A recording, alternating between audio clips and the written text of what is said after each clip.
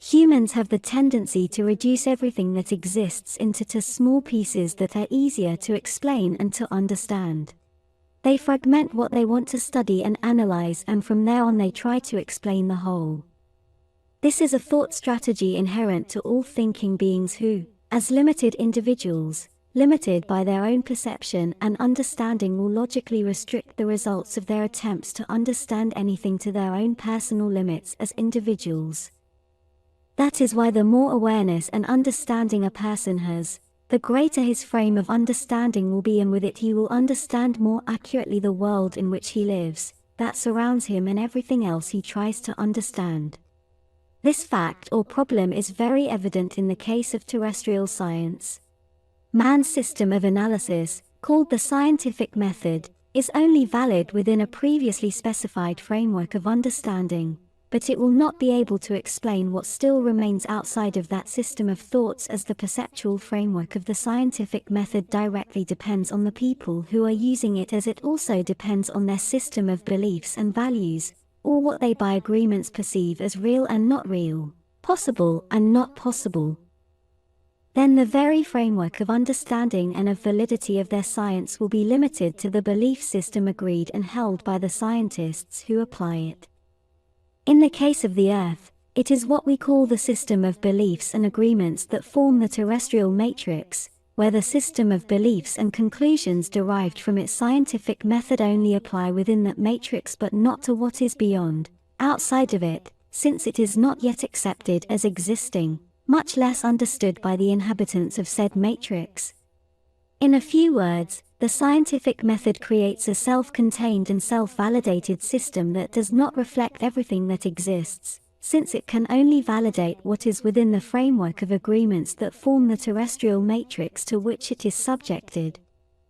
And whether or not the set of agreements that make up the terrestrial matrix expands or not depends on a group of human and non-human entities called Earth controllers, who do not allow the expansion of consciousness necessary to understand concepts and truths that are outside of what they want, and they want it to be so for purposes of control and exploitation of the population.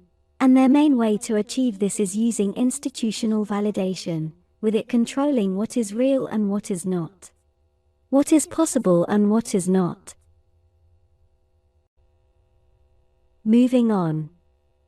From the not from Earth understanding perspective, the fact is that humans did not evolve on Earth as described by Darwin's evolution of the species theory, because humans as a genetically defined species are found on countless other planets.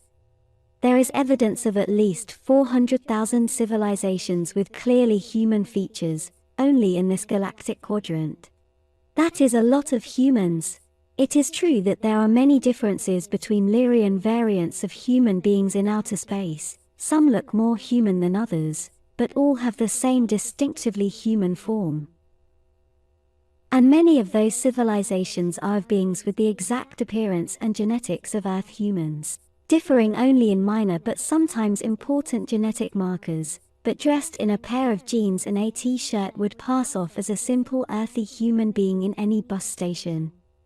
Holding the same morphology, these species adapted the world around them to the common and specific needs of all human bodies, which also brings a way of thinking and reasoning very similar to that of terrestrial human beings. So many things in all these civilizations are common to what human beings have on Earth. The same way of thinking will cause similar clothes, shoes, gadgets, and so on. A chair is a chair and is a chair on Earth and on Alpha Centauri. And there is only so much you can do with a t-shirt. The common understanding among non-terrestrial human civilizations is that human beings in general, as a race, initially come from planets that orbit the star Vega in the constellation of Lyra, and for that reason the entire group of human races in outer space are called Lyrian races, from where they migrated to different solar systems of this galactic quadrant in an event known as the Great Expansion, which itself is part of the so-called Orion Wars. However, the human being as a species already existed before these events, and there is also evidence that at the same time as in Vega, they also inhabited many other planets and places. This is very difficult to calculate since time itself is very flexible when it is outside of an established context such as the perception of the speed of the passage of time within one or another specific planet. There is no single agreement on the perception of speed and the constancy of the passage of time. It is true that there is some degree of artificial genetic alteration in Earth humans as such. However, the understanding of the Taygetans and the Swaroonians is that it was done, at least mostly, through the use of mind control and perception control over the human population, and therefore it is reversible individually, as a consequence of each person's expansion of consciousness.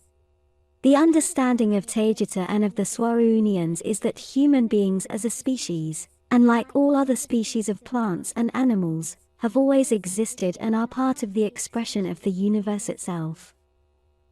They all are the universe itself, with variants of each species adapted to the specific place where they live, considering climatic and general conditions among many other things. The concept of no time.